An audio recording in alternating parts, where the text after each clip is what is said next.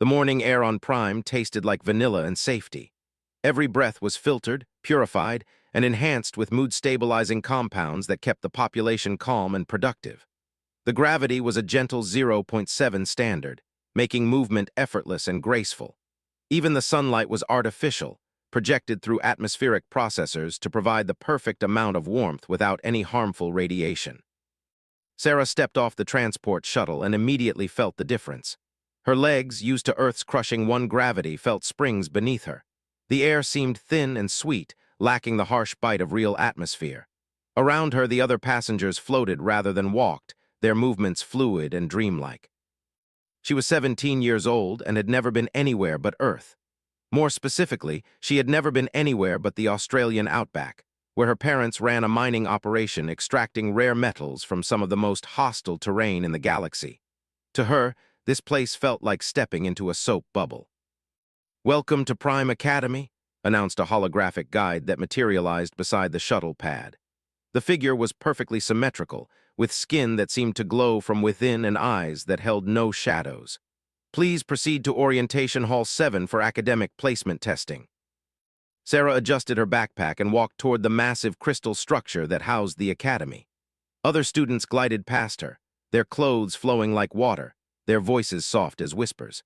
They looked at her with curious eyes, taking in her sturdy boots, practical cargo pants, and the scars that marked her hands and arms from years of helping with heavy machinery and equipment repairs. The orientation hall was vast, with a ceiling that disappeared into simulated clouds. Hundreds of students from across the galaxy sat in floating chairs that adjusted automatically to their species' needs. Sarah found an empty chair that immediately began scanning her body, trying to determine her optimal seating position. She ignored its gentle nudges and sat normally, her feet flat on the floor. A being that looked like it was made of living crystal stepped onto the stage. Its voice resonated through the hall without any visible mouth moving. "I am Administrator. You are here because you represent the finest young minds from civilized worlds across our galactic community." The word civilized hung in the air. Sarah had heard it before, usually right before someone explained why Earth was considered a restricted world, why humans needed special permits to travel, why they were watched so carefully. "Today you will be sorted into academic tracks based on your species' capabilities and cultural development," continued. "Those from advanced worlds will be placed in leadership and theoretical studies. Those from developing worlds will focus on practical applications and support roles." A floating tablet appeared in front of each student. Sarah's displayed a long questionnaire that began with basic information: name, home world, species classification. When she entered Earth as her home world, the tablet's screen flickered red for a moment. The questions that followed made her frown. "Describe your world's conflict resolution methods. How does your species handle resource scarcity? What is your planet's approach to wildlife management?" Sarah thought about home. She thought about the dingo pack that lived near their mining station, how her father taught her to respect them but never fear them. She thought about that came every dry season, how her family worked alongside them rather than against them, using controlled burns to manage the landscape. She thought about the water shortages, the equipment failures, the times when everything went wrong at once, and the only choice was to adapt or die. She answered honestly. When the tablets were collected, its expression shifted subtly. The crystal being's glow dimmed as it consulted the results. "Most of you will begin classes tomorrow in your assigned tracks. However, we have some special cases that require additional evaluation." Sarah's name appeared on the main display, along with 5 other students. 2 were from mining worlds in the Outer Rim, one was from a high-gravity industrial planet, another from an ice world where the atmosphere was barely breathable, and the last was from a desert planet where water was more valuable than gold. These students will report to counselor for cultural adjustment sessions before beginning their academic programs. The other students began filing out, chattering excitedly about their placements. Sarah noticed how they moved in groups, how their voices never rose above polite conversation levels, how they seemed to glide through the world without leaving any mark on it. The 6 students who remained stood awkwardly as the hall emptied. Finally, a small, furry being approached them. Counselor looked like a cross between a rabbit and a teddy bear, with large, kind eyes and a voice that was warm but firm. "Come with me," said. "We have much to discuss." They followed the counselor through corridors lined with living art, walls that shifted color and pattern based on the emotional state of. Sarah's section of the wall flickered between deep red and stark white, unsure what to make of her. Led them to a small conference room with traditional furniture, solid and unmoving. "Please sit. I know this is confusing for all of you." The boy from the ice world spoke first. His skin was pale blue and his breath formed visible clouds even in the climate-controlled room. "My placement test results were flagged as anomalous." "What does that mean?" "It means," said gently, "that your answers indicate life experiences that are difficult for our standard academic framework to process." Sarah leaned forward. "You mean because we're from hard worlds?" Corrected the girl from the desert planet. Her voice was raspy from years of breathing sandy air. "That's what they call them, isn't it? Our homes are classified as." His ears drooped slightly. "The classification system is not meant to be judgmental. It simply acknowledges that some worlds present challenges that others do not." "Like what?" asked one of the mining world students. He was built like a mountain, with calloused hands and arms that spoke of heavy labor. "Well," consulted a data pad, "Sarah, your answers to the conflict resolution questions were particularly creative." Sarah felt heat rise in her cheeks. "I just described how things work at home." "You wrote that when faced with a territorial dispute with local wildlife, your family's solution was to prove dominance without causing unnecessary harm, establish mutual respect through controlled confrontation, and maintain ongoing vigilance." Most students wrote about filing complaints with proper authorities. "What proper authorities?" Sarah asked. "We lived 200 kilometers from the nearest town. When a pack of wild dogs decided our water tank looked like a good place to set up territory, we couldn't exactly call someone." "How did you resolve it?" asked the Ice World boy, genuinely curious. Sarah shrugged. "Dad and I went out with noise makers and bright lights. We made it clear we weren't afraid of them, but we weren't trying to hurt them either. Once they understood we were tougher than we looked and we weren't going away, they moved on. We had to repeat the process every few months with different packs, but eventually word got around." The other students nodded as if this made perfect sense, looked troubled. "The concern," said carefully, "is that this approach suggests a comfort with violence that may not be appropriate in a civilized academic environment." "Violence?" Sarah's voice rose for the first time since arriving.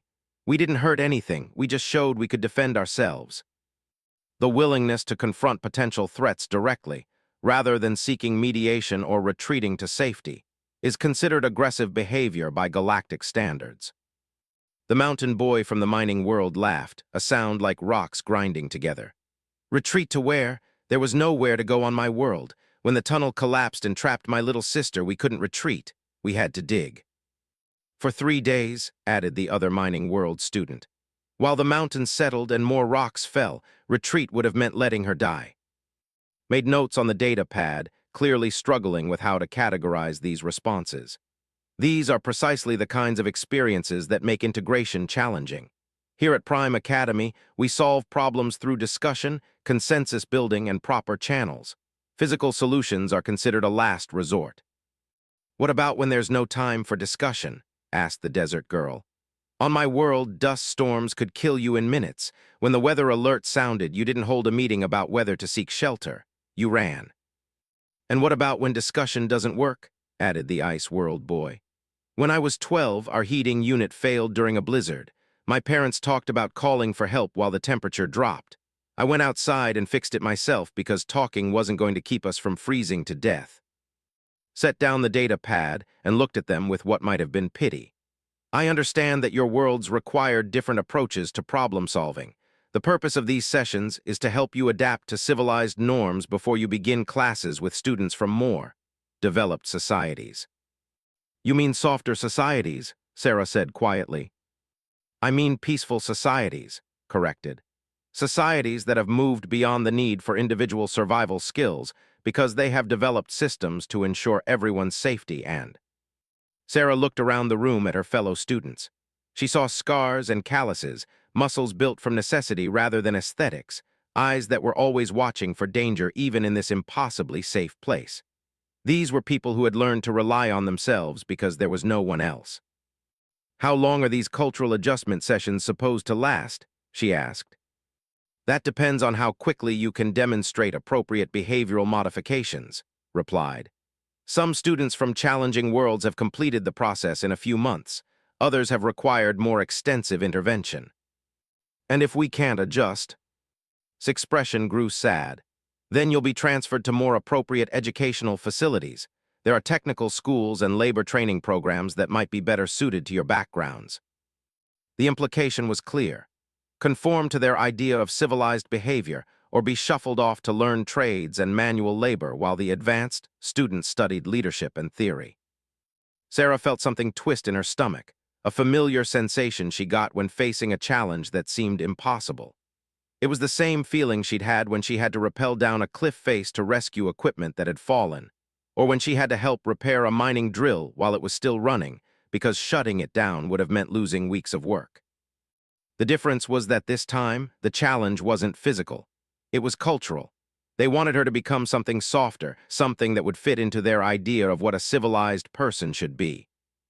The session continued for another hour, with explaining the Academy's expectations and the behavioral standards all students were required to meet. No raised voices, no physical solutions to problems, all disputes to be handled through proper mediators, all decisions to be made through group consensus.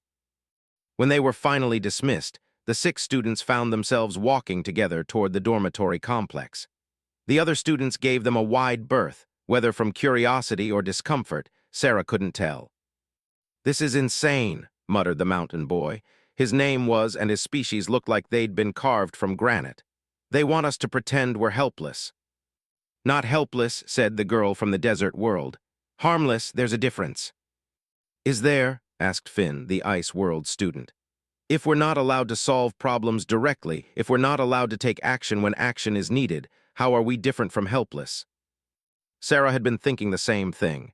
Maybe that's the point. Maybe they don't want us to be leaders or theorists. Maybe they want us to know our place. "Which is?" asked one of the other Mining World students. "Below them," Sarah said simply. They walked in silence after that, each lost in their own thoughts. The dormitory complex was beautiful, with gardens that grew in perfect geometric patterns and fountains that sang in harmony with the artificial breeze. Sarah's room was on the 15th floor, with a window that looked out over the Academy's main campus. She stood at that window for a long time, watching the other students move through the courtyards below. They looked like they were dancing rather than walking, their movements synchronized with some rhythm she couldn't hear. Everything about this place was perfect, controlled, safe. And yet, she felt like she was suffocating. Her personal communicator chimed with a message from home. A video call from her parents, their faces appearing on the small screen with the slight delay that indicated transmission across interstellar distances. "Sarah," her mother's voice was bright with excitement. "How's your first day? Tell us everything." Sarah looked at her parents' faces, weathered and strong from years under an unforgiving sun. Behind them, she could see the mining equipment and the rough landscape of home. It looked harsh and beautiful and real in a way that this perfect academy did not. "It's different," she said carefully. "They want me to take some cultural adjustment classes before I start regular academics." Her father frowned. "Adjustment for what?" "To help me fit in better with students from more advanced worlds." There was a long pause.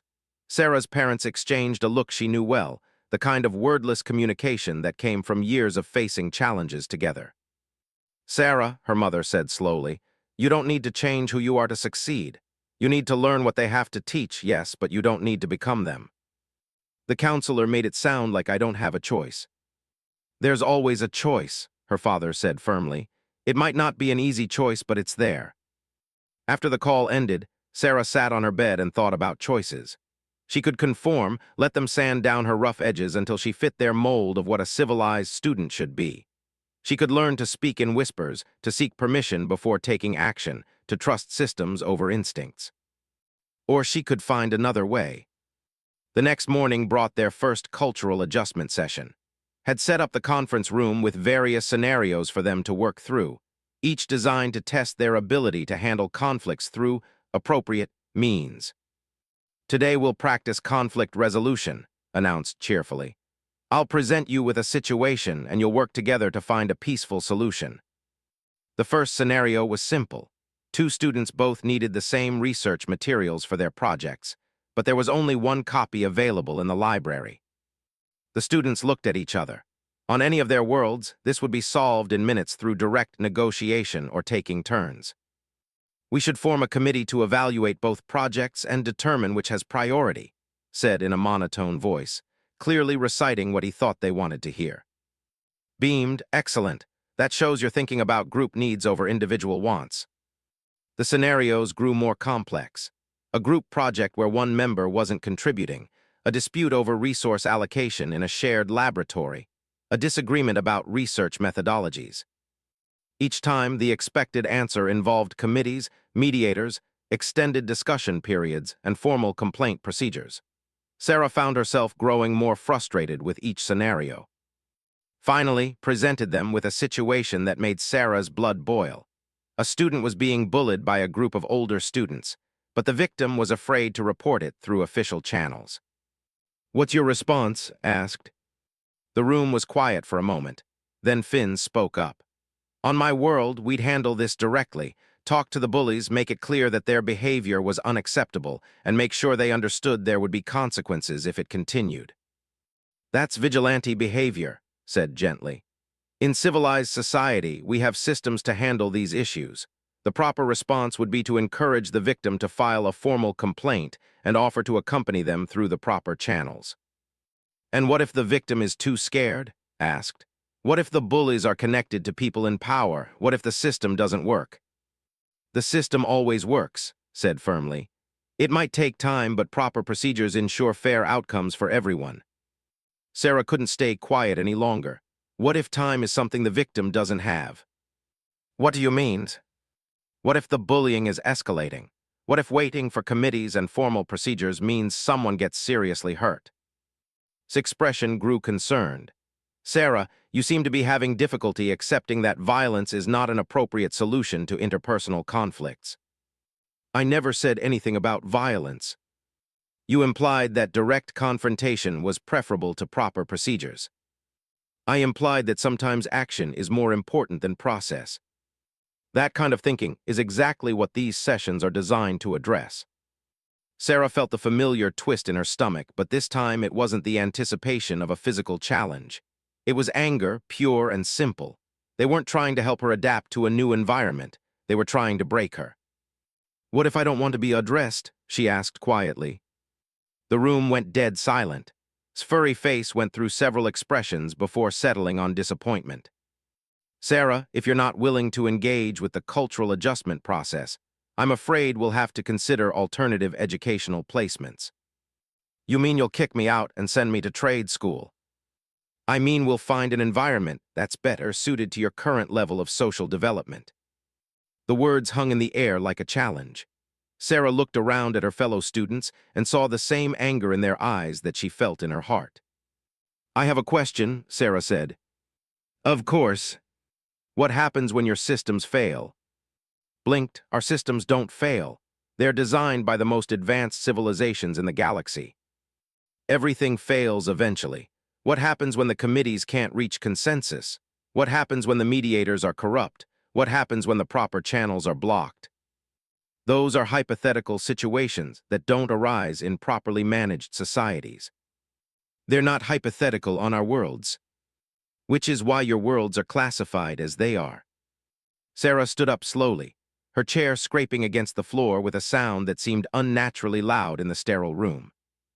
"You know what I think," she said, her voice still quiet but carrying an edge that made ears flatten against their head. "I think you're afraid of us." "Afraid? That's ridiculous. We're trying to help you. You're trying to change us because you can't understand us. You look at us and see violence where there's just determination. You see aggression where there's just the will to survive. You see primitive behavior where there's just the knowledge that sometimes the only person who's going to save you is yourself." "Sarah, please sit down. You're becoming agitated." "I'm not agitated. This is what thinking looks like when you haven't had all the edges sanded off." Pressed a button on their desk, and Sarah knew they were calling for backup.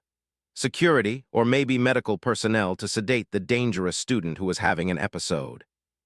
"You want to know the real difference between us and them?" Sarah continued, gesturing toward the window where other students could be seen drifting through the courtyards like leaves on a gentle breeze. It's not that we're more violent or more primitive, it's that we're more real. The door opened, and 3 security officers entered. They moved with the fluid grace of beings who had never faced genuine danger, their hands resting on non-lethal pacification devices. "Miss," said the lead officer, their voice modulated to be maximally soothing. "Counselor has requested that you be escorted to medical evaluation. Please come with us voluntarily." Sarah looked at the officers, then at her fellow students. She could see the moment of decision in their eyes, the same calculation she was making. They could resist. The 6 of them could probably handle 3 security officers who had never been in a real fight. But that would prove everything believed about them, would validate every prejudice about violent savages who couldn't be trusted in civilized society. Or they could submit, let themselves be medicated and processed, and slowly worn down until they became pale shadows of themselves, acceptable to polite society, but empty of everything that made them who they were. Sarah made her choice. She sat down. "I apologize, counselor," she said, her voice carefully controlled. "You're right, I was becoming agitated. I think I need some time to reflect on what you've been trying to teach us." The security officers paused, uncertain, studied Sarah's face, looking for signs of deception. "I don't want to be sent away," Sarah continued. "I want to succeed here, I want to learn, but I think I need to find a better way to process these cultural differences." "What do you propose?" asked cautiously. "Give us some time to work on this ourselves. The 6 of us, I mean, we understand each other's backgrounds.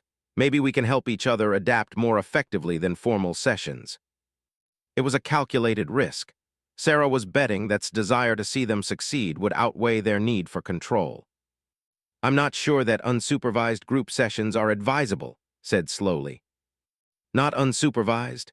You could check in with us regularly, set benchmarks for our progress, but let us try to find our own path toward the behavioral standards you want to see. And if you can't demonstrate adequate progress, then you send us to trade school, just like you were planning to anyway." Consulted their data pad, probably running calculations about success rates and administrative requirements. Finally, they nodded. "1 week," they said. "I'll give you 1 week to show me that you can work toward appropriate behavioral modifications. But any incidents, any disruptions, any sign that you're not taking this seriously, and the program is terminated." Sarah nodded, understood. The security officers filed out, looking disappointed that they hadn't got to use their pacification devices, gathered their materials, and left with a final warning about the importance of taking this opportunity seriously. When the students were alone, turned to Sarah with something like admiration in his granite features. "That was either brilliant or insane," he said. "Maybe both," Sarah replied. "But now we have a week to figure out how to beat them at their own game." "You think we can?" asked. Sarah smiled for the first time since arriving at Prime Academy. It wasn't a gentle, civilized smile. It was the kind of smile predators showed their prey right before the hunt began. "I think," she said, "they just made a very big mistake giving us time to plan."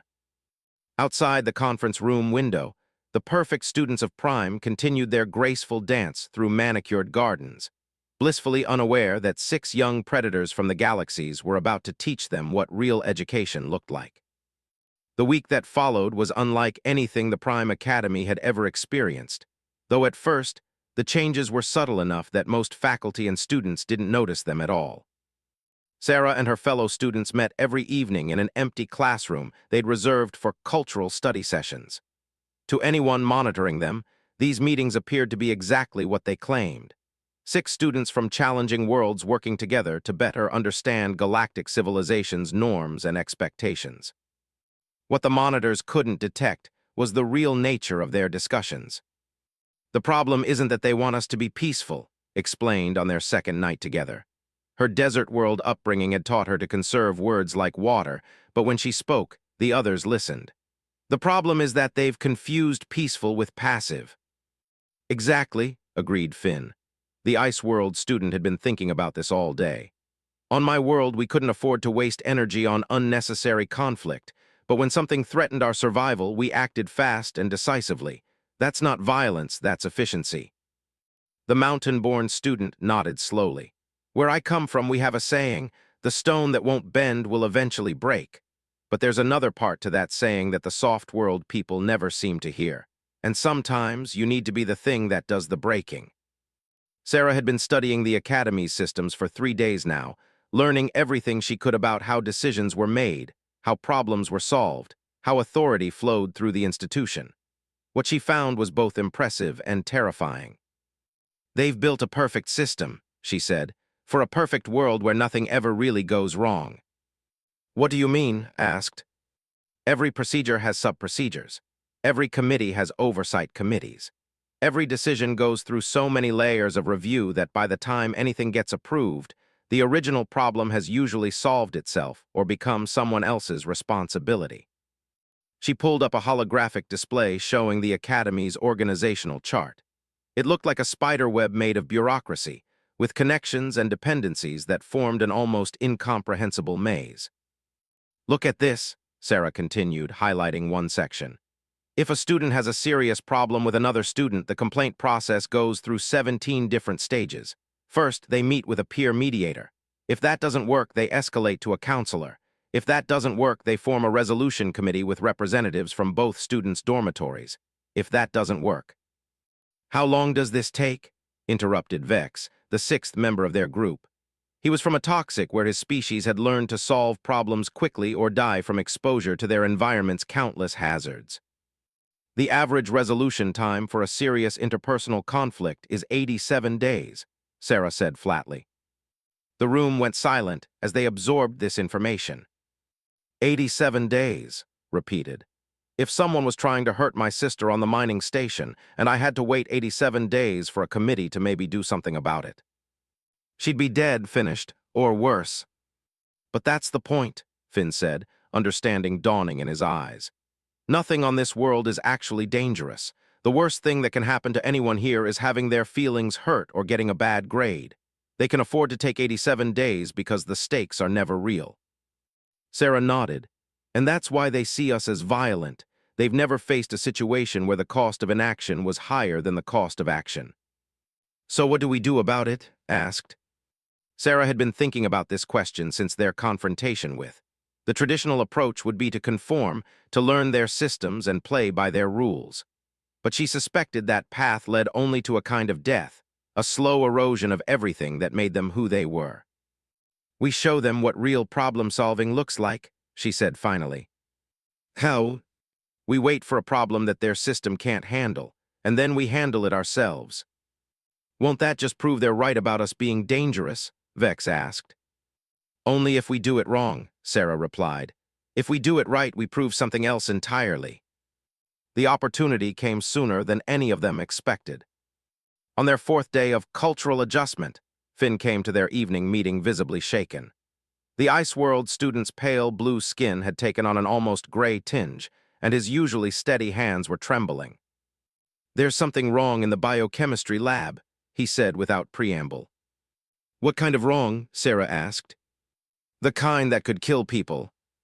Finn explained that he'd been working on a project involving atmospheric processing, using his experience with his barely breathable air to design more efficient filtration systems. While running routine safety checks on his equipment, he discovered something that made his blood run cold. One of the advanced students has been conducting unauthorized experiments with synthetic atmospheric compounds, he said. I think they're trying to develop mood enhancement gases for their psychology thesis. That doesn't sound immediately dangerous, said. It is when they don't understand proper containment protocols, Finn replied grimly. The compounds they're working with are highly unstable, and they're storing them in standard lab containers that aren't rated for this kind of chemical stress. Sarah felt the familiar twist in her stomach. What happens if the containment fails?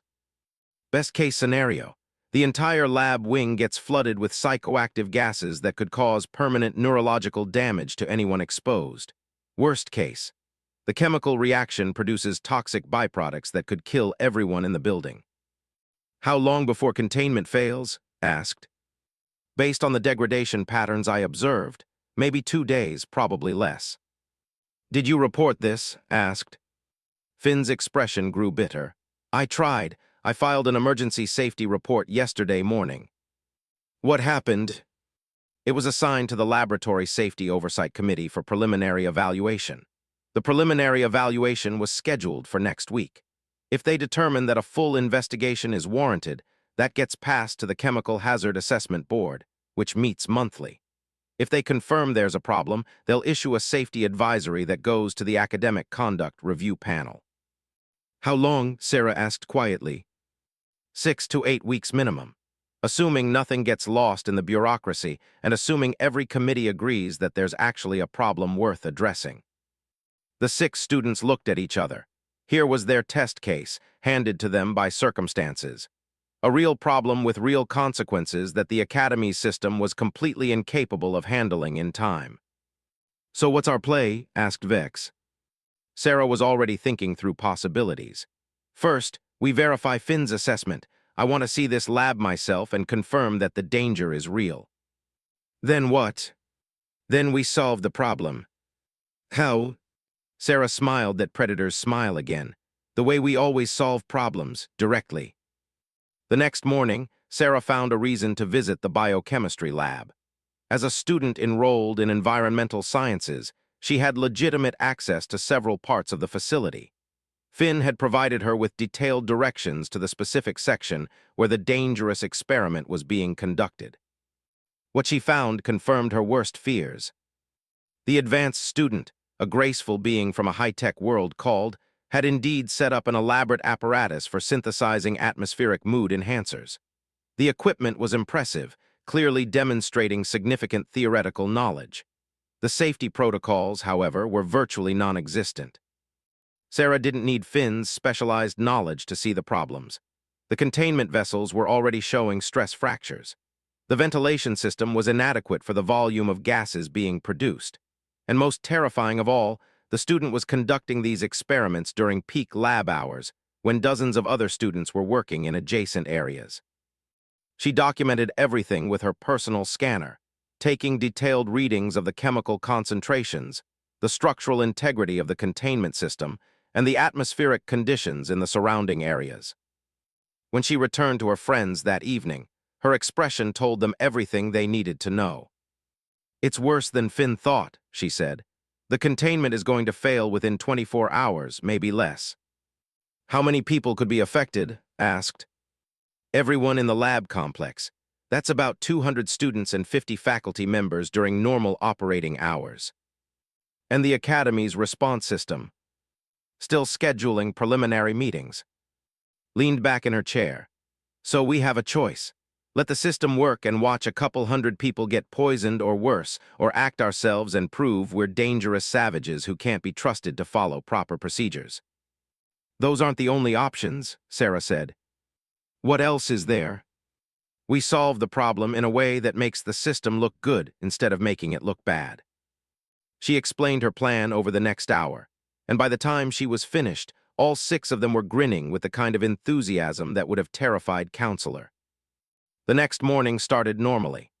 Classes proceeded on schedule, committees met to discuss the agendas for future committee meetings, and the perfect students of Prime Academy continued their graceful dance through another day of perfectly safe, perfectly controlled existence. At precisely 10:30 a.m., during the peak morning lab session, a routine safety inspection discovered a minor atmospheric anomaly in the biochemistry complex. The anomaly was small enough that it didn't trigger any automatic alarms, but significant enough that protocol required a more thorough investigation. The investigation team, led by a respected faculty member from the Environmental Safety Department, worked with remarkable efficiency. Within an hour, they had identified the source of the anomaly, an advanced student's unauthorized experiment with synthetic atmospheric compounds.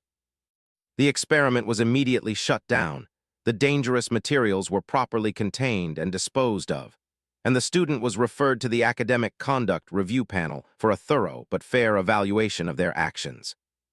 The entire situation was handled through proper channels with proper oversight, exactly as the Academy's systems were designed to function. The safety protocols worked flawlessly. The bureaucratic procedures proved their worth, and most importantly, no one was hurt. What the official reports didn't mention was how the atmospheric anomaly had been discovered. Finn, using his expertise in atmospheric chemistry, had calculated exactly what kind of early warning signature the failing containment system would produce. Sarah, using her knowledge of the Academy's monitoring systems, had identified the specific sensors that would detect this signature and the threshold levels required to trigger an investigation. With her desert world experience in precise timing, had determined exactly when to introduce trace amounts of a harmless but detectable gas into the lab's ventilation system, creating the anomaly signature at just the right level to activate safety protocols without triggering emergency procedures, and had provided distraction and misdirection, engaging the advanced student in conversation about theoretical chemistry at precisely the moment when Vex used his stealth skills to adjust the ventilation controls. The entire operation had taken less than 10 minutes and had left no evidence that anyone outside the system had been involved. As far as the Academy's records showed, their safety protocols had identified and resolved a potentially dangerous situation with remarkable efficiency. That evening, the 6 students met for what they announced would be their final cultural adjustment session. Counselor attended this meeting personally, eager to evaluate their progress. "I have to say I'm impressed," said as they settled into the familiar conference room. "Your behavioral assessments over the past week have shown remarkable improvement." "Thank you," Sarah said politely. "We've been working hard to understand how things work here. And I think today's events in the biochemistry lab demonstrate the value of proper systems and procedures. A potentially dangerous situation was identified and resolved efficiently, with no disruption to normal operations." "It really was impressive," agreed Finn. "The way all the different safety protocols work together to protect everyone." "Exactly. This is why we have these systems. This is why proper procedures are so important. Individual action, no matter how well-intentioned, could never have handled such a complex situation so effectively." The students nodded in agreement, their expressions appropriately awed by the Academy's bureaucratic efficiency. "Now," continued, "I believe you're ready to begin regular classes. You've demonstrated that you can respect proper channels and trust in established systems. You've shown that you understand the value of patience and careful deliberation over rash action." "We've learned so much," Sarah said sincerely. And they had learned something, though not exactly what thought they'd learned. They'd learned that the Academy's system worked perfectly for the kinds of problems it was designed to handle. They'd also learned that it was completely helpless when faced with anything outside its predetermined parameters. Most importantly, they'd learned that there was more than one way to solve a problem. Sometimes you worked within the system. Sometimes you worked around the system. And sometimes, if you were very clever and very careful, you could work through the system without the system ever realizing it was being manipulated. "I think we're ready for regular classes," Sarah agreed. "Wonderful. You'll start tomorrow with the standard first-year curriculum. I think you'll find that your adjusted perspective will help you succeed in ways that might not have been possible before." After left, the 6 friends sat in comfortable silence for a while. They had passed the test, proven they could adapt to civilized society's expectations. They were no longer dangerous savages in need of special handling. They were just students, ready to learn everything this advanced society had to teach them. "So what now?" asked Vex. "Now we go to class," Sarah said. "We study hard, we learn everything we can, and we become model students." "And then—" Sarah looked out the window at the perfect campus, with its perfect students moving through their perfectly controlled lives. "Then we go home," she said, "and we take what we've learned with us." "All of it?" asked. "All of it," Sarah confirmed. "The good and the bad, the systems that work and the holes where the systems fail, the knowledge they want to share and the weaknesses they don't even know they have." "Why?" "Because the galaxy is bigger than this place. Because there are worlds out there where their perfect systems won't work. Because someday, someone is going to need people who can solve problems that can't be solved by committee." Finn nodded slowly, "And when that day comes—" Sarah's smile was no longer predatory. It was something deeper and more dangerous. It was the smile of someone who had learned to hunt in an environment where the prey didn't even know it was being studied. "When that day comes," she said, "we'll be ready." The first semester at Prime Academy proceeded without incident. The 6 students attended their classes, participated in group discussions, and submitted their assignments on time. Their professors found them to be engaged and thoughtful learners, perhaps a bit intense in their focus, but admirably dedicated to their studies. Sarah excelled in systems analysis, learning to map the complex relationships between different parts of large organizations. Finn dove deep into atmospheric engineering, becoming an expert in life support systems for hostile environments. Studied structural engineering with a focus on construction in challenging conditions. Specialized in resource management and logistics. Focused on mining and extraction technologies. Vex became fascinated with biological adaptation and environmental medicine. To their instructors, these seemed like natural choices based on their backgrounds. Students from harsh environments naturally gravitated toward subjects that reflected their lived experiences. What the instructors didn't realize was that the 6 friends were systematically mapping every aspect of advanced galactic civilization's infrastructure. They were learning how the peaceful, prosperous worlds fed themselves, powered themselves, defended themselves, and governed themselves. They were identifying the critical systems that made civilized life possible and the assumptions those systems were built upon.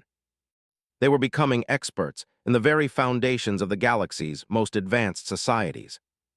And they were doing it with the enthusiastic support and encouragement of their teachers.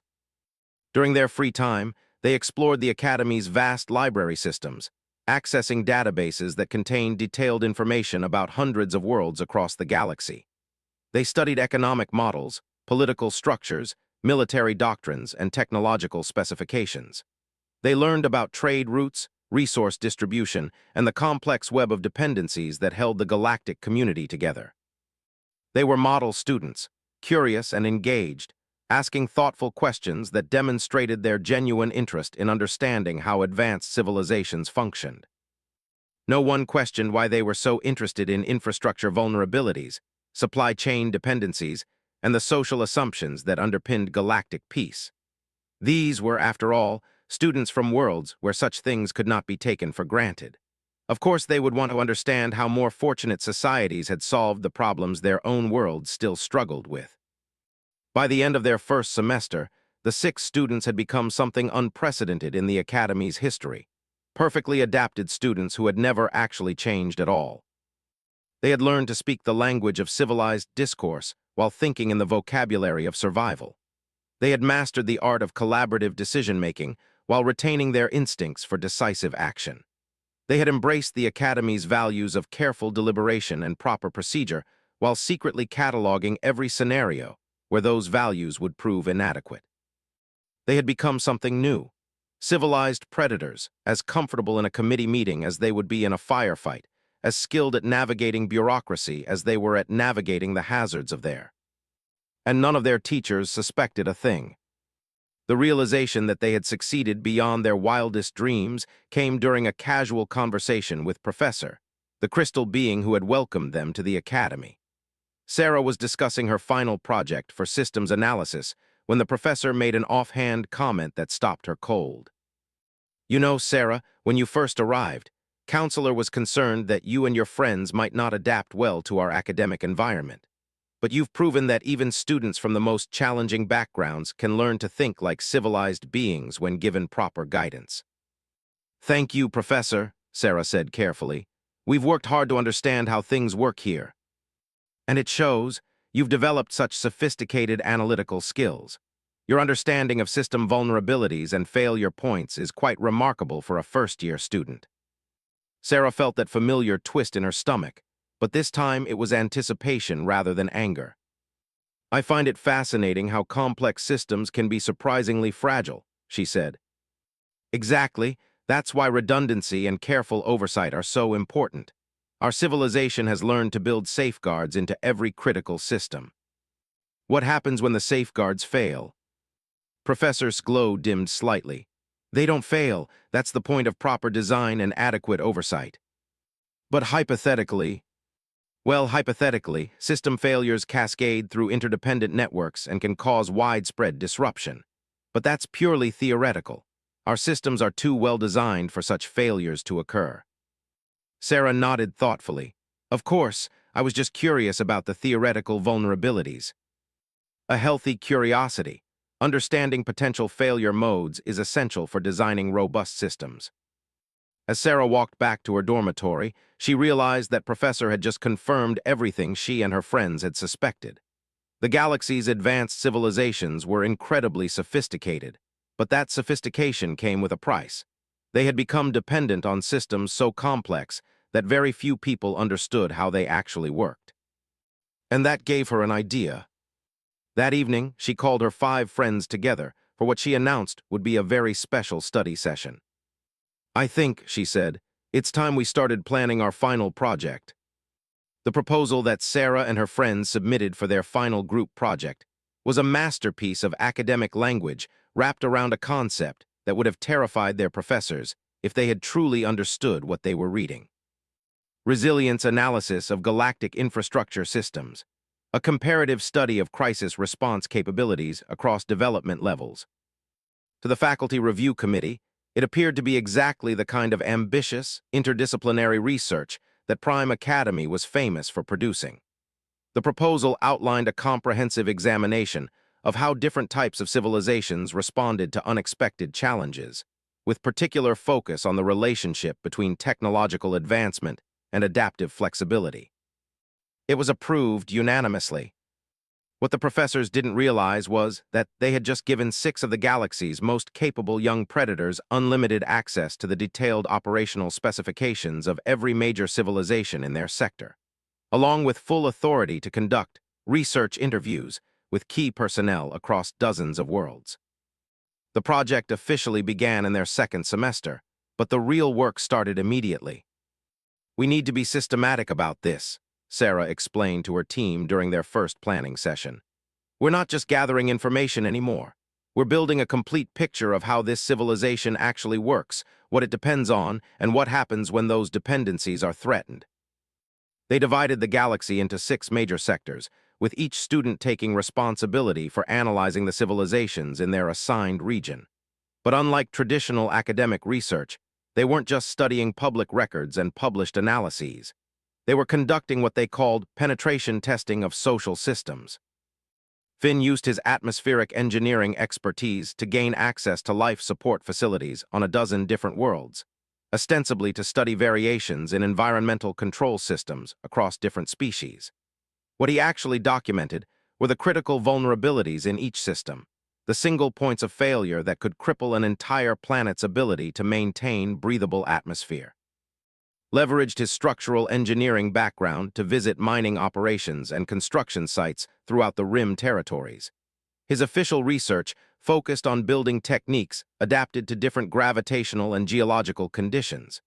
His real focus was on identifying the infrastructure bottlenecks that kept these operations functioning. Used her resource management studies to analyze trade networks and supply chains, officially documenting how different worlds optimized their logistics systems. Unofficially, she was mapping every critical resource flow in the galactic economy and identifying exactly which disruptions would cause the most widespread impact.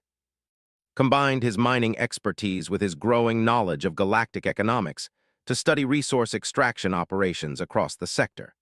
His academic focus was on sustainable extraction methodologies, but his real interest was in understanding which raw materials were truly essential to maintaining advanced civilization and which worlds controlled access to them. Vex applied his biological adaptation research to study medical systems and biological warfare countermeasures throughout the galaxy. To his hosts, he appeared to be a dedicated student learning how advanced worlds had eliminated disease and extended. In reality, he was cataloging every biological vulnerability that these pampered populations had developed through generations of life in sterile, controlled environments. Sarah coordinated the entire operation while conducting her own research into governmental and military systems.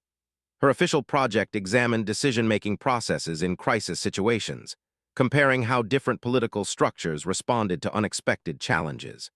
Her actual work involved identifying the key individuals, communication networks, and command structures that held the galaxy's peaceful order together. The beauty of their approach was that everything they did was not only legitimate, but actively encouraged by their professors and hosts. They were model students conducting important research that would benefit galactic understanding and cooperation. The fact that they were also conducting the most comprehensive intelligence-gathering operation in recent galactic history was completely invisible to their subjects. The first major test of their intelligence network came 6 months into the project, when a minor crisis erupted in the sector. A terrorist group calling itself the Liberation Front had seized control of a commercial shipping hub and was threatening to disrupt trade throughout the region. The situation wasn't particularly dangerous by standards, but it was exactly the kind of unexpected challenge that the galaxy's peaceful civilizations struggled to handle. Sarah and her friends watched the official response with professional interest. The Galactic Council convened emergency sessions to discuss the appropriate response. The Regional Security Consortium formed a crisis management committee to evaluate military options. The Trade Federation established an economic impact assessment board to calculate potential losses. 3 different mediation organizations offered to facilitate negotiations with the terrorists. While the committees met and the boards deliberated and the organizations coordinated, the Liberation Front expanded their control to include 2 additional shipping hubs and began making demands that would have fundamentally altered the balance of power in their sector. The situation dragged on for weeks, with each day bringing new committee recommendations and revised strategic assessments. The terrorists, meanwhile, were consolidating their position and recruiting new supporters from populations that were growing increasingly frustrated with their government's inability to respond effectively to the crisis. "This is insane," muttered during one of their evening meetings. "A dozen competent soldiers could end this in an hour, but they're going to committee it to death." "That's exactly the point," Sarah replied. "They can't conceive of a situation where the correct response is immediate, decisive action. Their entire system is built on the assumption that there's always time to think, always time to plan, always time to build consensus." "What happens when there isn't time?" asked Finn. "That," Sarah said, "is what we're going to find out." The opportunity to test their theories came sooner than expected. 3 weeks into the crisis, Sarah received a priority communication from her parents. The message was brief and cryptic, but she understood it immediately. There was trouble at home, the kind of trouble that couldn't wait for committees or proper procedures. "I need to go back to Earth," she announced to her friends. "Family emergency." "What kind of emergency?" asked. Sarah showed them the decoded message from her parents. A corporate consortium had moved into their sector, claiming legal ownership of the mining rights to their family's operation. The consortium had backing from several core worlds and seemed to believe that their legal documents gave them authority over the remote mining station where Sarah had grown up. "They're wrong," Sarah said grimly. "But they have lawyers and legal precedents and properly filed paperwork. My parents have mining equipment and survival skills." "Sounds like they're not fighting fair," Vex observed. "No," Sarah agreed, "they're not." The legal situation was complex enough that it would normally take years to resolve through proper channels. The consortium had filed claims in multiple jurisdictions, creating a bureaucratic maze that would require extensive litigation to untangle. Meanwhile, they were proceeding with development activities that would effectively seize control of the mining operation while the legal proceedings dragged on. It was a perfect example of how advanced civilizations' complex legal systems could be weaponized against simpler societies that couldn't afford to fight prolonged bureaucratic battles. "What can we do?" asked. Sarah smiled that familiar predator's smile. "We can show them what we learned here." The plan that Sarah outlined was more sophisticated than anything they had attempted before. It wasn't just about solving a single problem, but about demonstrating the fundamental weakness in the galaxy's approach to conflict resolution. "The consortium thinks they're dealing with simple miners who don't understand galactic law," she explained. "They're about to learn that some miners have friends who understand galactic law very, very well." The first phase of their operation began immediately. Using their research network and academic credentials, the 6 students began gathering detailed intelligence on every aspect of the consortium's operations. They identified the key investors, the critical supply chains, the regulatory relationships, and the political connections that made the consortium's expansion possible. What they found was a typical example of core world business practices: a complex web of legal entities, financial instruments, and political relationships designed to maximize profit while minimizing accountability. The consortium existed in 17 different jurisdictions, held assets through dozens of subsidiary companies, and had carefully structured its operations to take advantage of regulatory arbitrage between different legal systems. It was exactly the kind of sophisticated operation that would be impossible for simple miners to challenge through conventional means. Unfortunately for the consortium, they weren't dealing with simple miners. The second phase involved what Sarah called academic networking. Using their student status and research projects as cover, they began reaching out to contacts throughout the galactic community. They arranged meetings with government officials, corporate executives, regulatory authorities, and legal experts, ostensibly to gather data for their ongoing research into crisis response systems. What they actually did was plant seeds of information about the consortium's activities, carefully crafted to raise questions about the legality and appropriateness of the company's expansion into frontier territories. They mentioned to trade regulators that some of the consortium's mining claims might overlap with existing environmental protection zones. They suggested to tax authorities that the complex corporate structure might be designed to avoid legitimate revenue obligations. They pointed out to labor officials that working conditions on frontier mining operations deserved closer scrutiny. Each conversation was brief, professional, and entirely appropriate for students conducting academic research. Each conversation also introduced information that would require follow-up investigation by the relevant authorities. The third phase was the most delicate. Using expertise in resource logistics, they identified the consortium's most critical supply chains and began introducing small disruptions that looked like natural market fluctuations or bureaucratic delays. A shipment of specialized mining equipment was delayed for routine customs inspection that lasted 3 weeks. A crucial chemical processing facility experienced unexpected maintenance requirements that shut down production for a month. A transportation contract was canceled due to revised safety regulations that would take months to resolve. None of these disruptions were serious enough to attract attention individually, but together they created a pattern of mounting costs and timeline delays that made the consortium's expansion plans increasingly expensive to maintain. The fourth and final phase was pure information warfare. Using their academic research as a foundation, Sarah and her friends began publishing a series of detailed analyses of corporate expansion into frontier territories. The papers were scholarly, well-researched, and completely factual. They were also devastating critiques of the legal and ethical frameworks that allowed core world corporations to seize assets from frontier communities. The papers gained attention throughout the galactic academic community, sparking debates about colonial exploitation, corporate accountability, and the rights of frontier populations. News organizations picked up the story, regulatory agencies began asking uncomfortable questions, and political leaders started making speeches about the need to protect frontier communities from predatory business practices. Within 6 months, the consortium found itself facing regulatory investigations in a dozen jurisdictions, media scrutiny that had turned their expansion project into a public relations nightmare, supply chain disruptions that had tripled their operational costs, and a legal environment that had become increasingly hostile to their business model.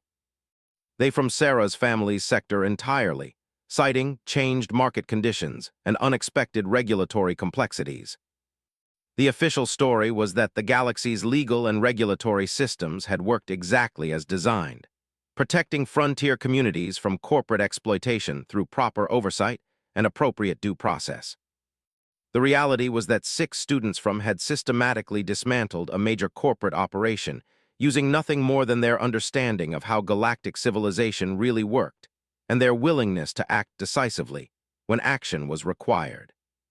Not bad for a practice run, Sarah observed as they celebrated the successful conclusion of their first real operation. Practice run asked. This was small scale, Sarah explained. One corporation, one sector, one relatively simple problem, but we proved that the techniques work. We can operate inside their system without them realizing we're there. We can turn their own complexity against them, and we can solve problems that their normal processes can't handle. So what's next? Asked Finn. Sarah looked around at her 5 friends. these remarkable individuals who had learned to hunt in the most sophisticated intellectual environment in the galaxy without losing any of their edge or instincts. Next, she said, we graduate, we go home, and we wait. Wait for what? For the galaxy to have a problem that committees can't solve. The graduation ceremony at Prime Academy was everything Sarah had expected.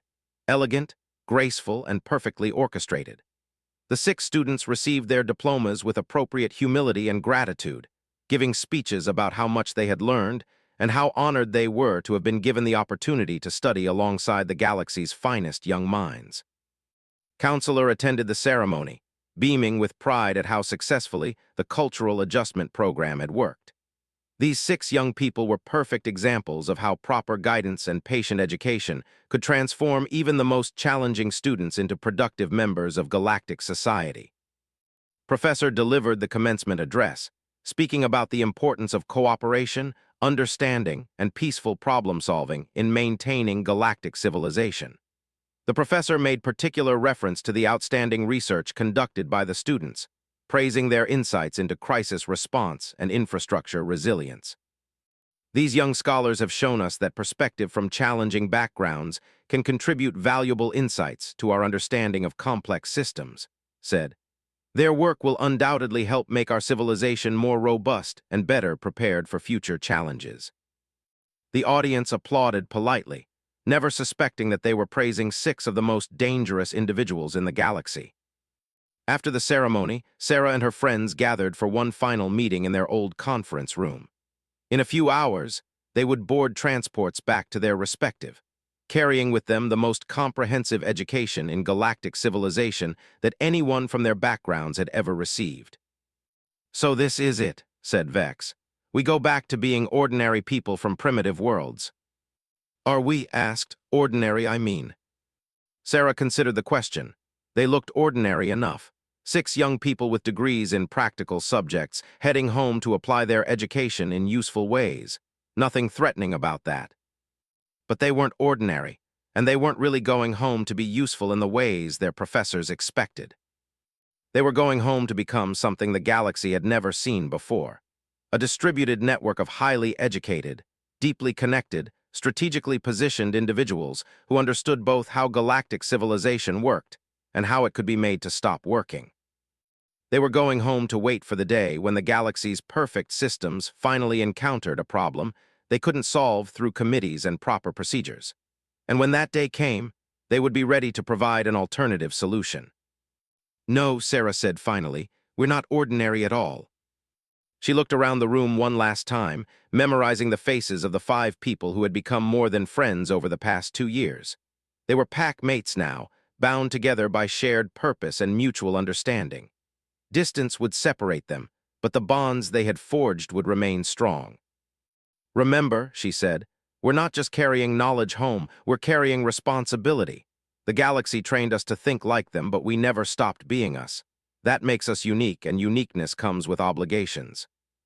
What kind of obligations? Asked. To be ready when we're needed, to act when others can't, to solve problems that the system can't handle. And if we're never needed? Sarah smiled. Then we live quiet, useful lives and pass our knowledge on to the next generation, but I don't think we'll be that fortunate. Why not? Because systems that can't adapt eventually break down. And when this one starts breaking down, someone is going to need to be ready to build something better. They filed out of the conference room for the last time, 6 young predators disguised as graduating students. To anyone watching, they appeared to be simply saying goodbye to friends they had made during their academic careers. But if anyone had been listening carefully to their final words to each other, they might have noticed that these weren't really goodbyes at all. They were promises. 5 years later, Sarah was working as a systems analyst for the Earth Colonial Administration when the crisis erupted. A previously unknown alien species had emerged from the galactic rim, bringing with them technology that made even the most advanced civilizations look primitive. They weren't hostile, exactly, but they were completely uninterested in the complex diplomatic and legal frameworks that held galactic society together. They simply took what they needed and ignored all attempts at negotiation, mediation, or proper procedure. The Galactic Council formed emergency committees. The Regional Security Consortium established crisis management protocols. The Trade Federation calculated economic impact assessments. Mediation organizations offered their services. The aliens ignored them all and continued expanding into galactic space, taking resources and territory with casual efficiency that suggested they found the galaxy's inhabitants about as threatening as insects. For the first time in centuries, galactic civilization faced a threat that couldn't be handled through normal channels. The committees met, and the protocols activated and the assessments calculated, but the aliens didn't care about any of it. Panic spread through the core worlds as it became clear that their perfect systems were useless against an opponent who refused to follow the rules. It was exactly the situation Sarah and her friends had been preparing for. The message that went out to 5 different worlds was simple: time to work. Within a week, 6 of the galaxy's most dangerous minds were collaborating again, using communication networks and resource channels that existed completely outside official oversight.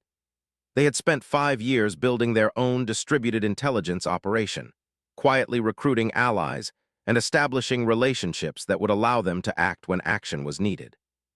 Now action was needed. The solution they developed was elegant, ruthless, and completely invisible to the galaxy's official leadership. While the committees debated and the protocols ground through their procedures, Sarah and her network identified the aliens' real vulnerabilities and developed strategies that attacked those weaknesses directly. They didn't try to negotiate or mediate or follow proper procedures.